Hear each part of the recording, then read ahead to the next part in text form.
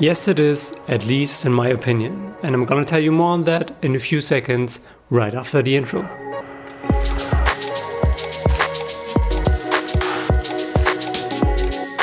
What's up everybody, welcome to another video. My name is Tom and today I want to talk about my all-time favorite prime lens for Micro Four Thirds cameras, which is the ROKINON 12mm 2.0, which is also available under a few other brand names like SAMYANG or Valimax, but mostly it's known under the ROKINON brand. So a few of you asked me in the comments, like for my summer diary video, what I think about the 12mm 2.0 lens, especially for cameras like the GH4, like I use it.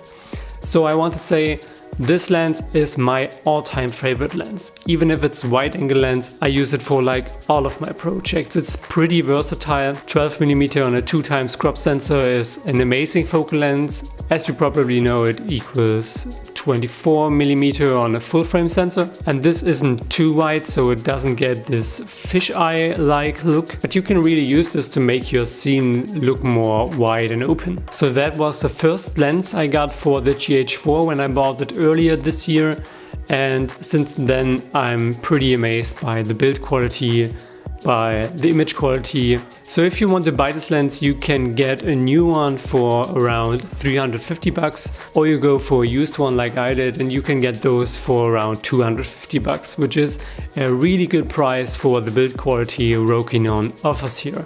The lens is pretty heavy, it's got a solid metal mount, a very smooth running focus ring, and there's also a cine version available with a clickless aperture ring. I went for the silver edition here because it is even a few bucks cheaper than the black one. So if you want to save some extra money, I highly recommend you going for the silver edition. It's the same lens in general, it's just silver. The image quality of this lens is pretty amazing. It is pretty sharp, even wide open, but here's the main downside to it, or at least for some of you it might be a downside. This lens is all manual, so there's no autofocus at all, which is a little bit uncommon for photography lenses, but at least in filmmaking it's pretty common to use a manual focus. So what I realized when I got this lens and I got into manual focusing all the time, it teaches you a lot about composition and about focus pulling and filmmaking in general. So I think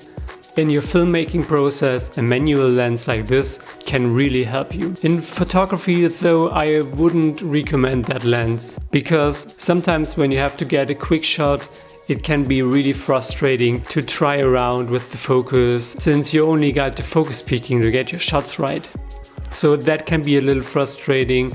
But for filmmaking, this lens is really great. I use it on a lot of my projects, like I did some landscape shots with it. I also used it on a lot of product shots, because with the 2.0 aperture you can even get some nice bokeh on this lens, which is really cool on a wide angle. Also, since cameras like the GH4 for instance don't have in-body image stabilization, it's pretty good to film on a wide angle lens like this one, so that even if you're filming handheld, your shots will turn out a lot more stable with the wide angle lens. So I highly recommend to always bring a wide angle lens with you if you're filming handheld. This will really help you a lot if you want to avoid all those micro jitters and this stuff that makes your footage look really ugly in the end. So can I recommend this lens? Of course I can. For me, this is one of the best crop sensor lenses, if not the best. It's definitely one of the most versatile lenses, even with only manual focus. And for the price of 250 to 350 bucks, you can't go wrong with this lens. So try out this lens, you will definitely have a lot of fun with it. So that's it. If you have any further questions, guys, don't hesitate to leave them down in the comments. I hope you found this video helpful. Don't forget to like the video, subscribe to the channel, and I hope to see you guys in the next video.